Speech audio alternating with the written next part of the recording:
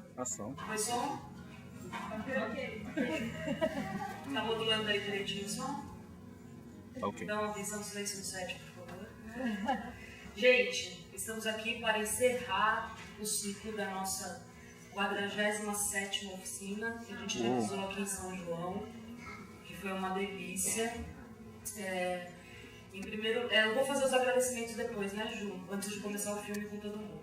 Mas o Alexandre da Renovias está aqui. Obrigada pela presença, obrigada pelo apoio.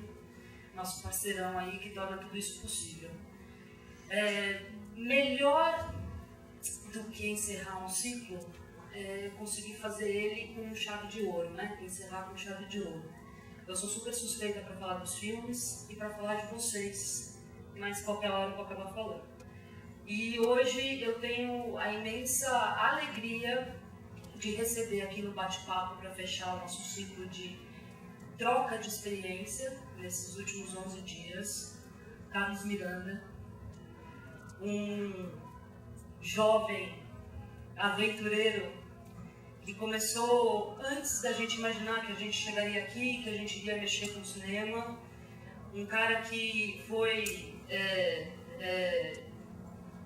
não sei se, a gente não pode falar inventor, né, mas com certeza inventor não foi, mas foi um dos caras que no início do cinema aqui no Brasil estavam lá dando os primeiros passos nesse universo. A televisão ainda nem era lá muita coisa, né?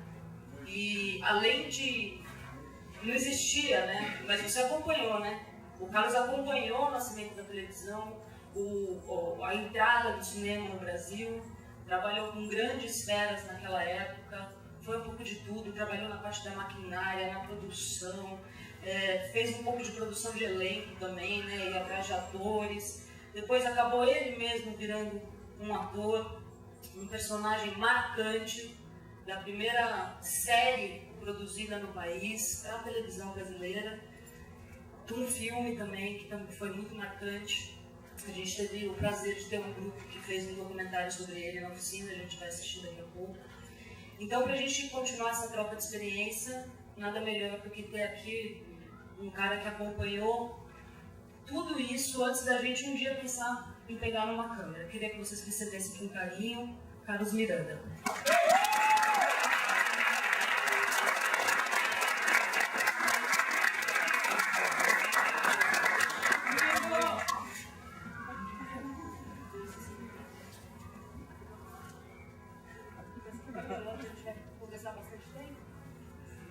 Pessoal, boa noite. Boa noite.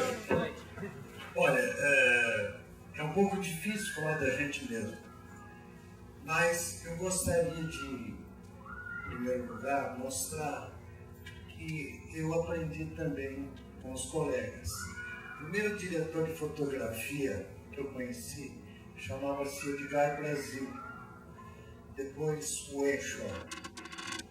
E daí para frente foi um suceder de técnicos, atores. Trabalhei com Manuel Pera, eu trabalhei com Procópio Ferreira, eu trabalhei com uma gama de grandes atores de teatro e de cinema. Porque em 1949, um ano antes da televisão chegar ao Brasil, nós já fazíamos cinema na Cinematográfica Maristela, que era no Jaçanã, e lá nós começamos os primeiros passos. Comecei como assistente de contra-regra, depois fui trabalhar no gerador, depois fui trabalhar na produção. Eu só não fui maquiador porque o Pisani, que é o decano dos maquiadores do Brasil, na Argentina, muito bacana, Jorge Luiz Pisani. Depois o Gerard Fleck, que veio para Veracruz, no início da Veracruz, em 1950.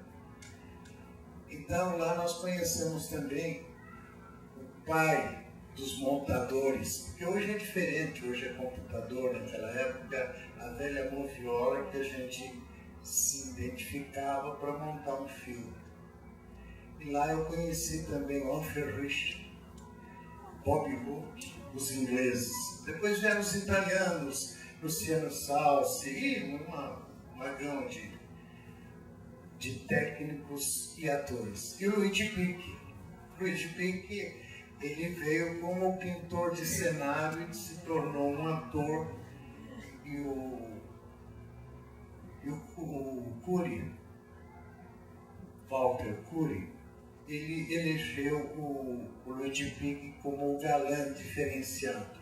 Tinha Emílio Sérgio, tinha o Mário Sérgio, Anselmo e o Alberto Russo, mas o Cury elegeu o Luigi Pichi como um ator diferenciado. Não era aquela cara bonita, ele tinha assim uma expressão muito grande. Bom, e aí a gente foi conhecendo. Aí de repente eu comecei a fazer teatro popular do SESI, que era no viaduto Dona Paulina, hoje nem sei onde é. Isso por volta de 1950.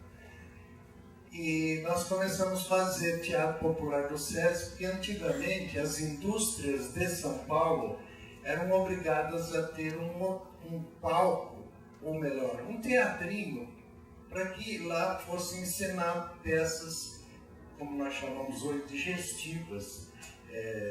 Não tinha nenhum Shakespeare, era tudo Gastão Tojeiro daí para baixo. E naquela época eu me tornei ator do Teatro Popular do SESI. Ao passar dos anos, eu, o Alfredo Palácio, Ari Fernandes, produtor e o criador do Vigilante no Papel, nós trabalhávamos juntos. Eles tinham uma produtora de comerciais e eu tinha uma outra. Então, isso daí foi durante muitos anos a gente trabalhando com comerciais, porque o início da publicidade na televisão era as garotas propaganda. E foi cansando, porque uma mesma garota propaganda, por mais bonita que ela fosse, ela fazia propaganda de um refrigerador, depois ela fazia de um inseticida e tal, e ficava meio, sabe, ficou meio de pé quebrado, como a gente costuma dizer. Aí nós montamos as produtoras de comerciais, a minha era Balade Miranda, meu sócio era um escocês, e nós fomos fazendo isso até que um dia, conversando eu, o Alfredo Palácios, o Ari Fernandes, peraí, nós temos uma televisão aí dita brasileira, não tem nada brasileiro. Aí nós começamos a pensar numa maneira de fazer alguma coisa que tivesse a cor local.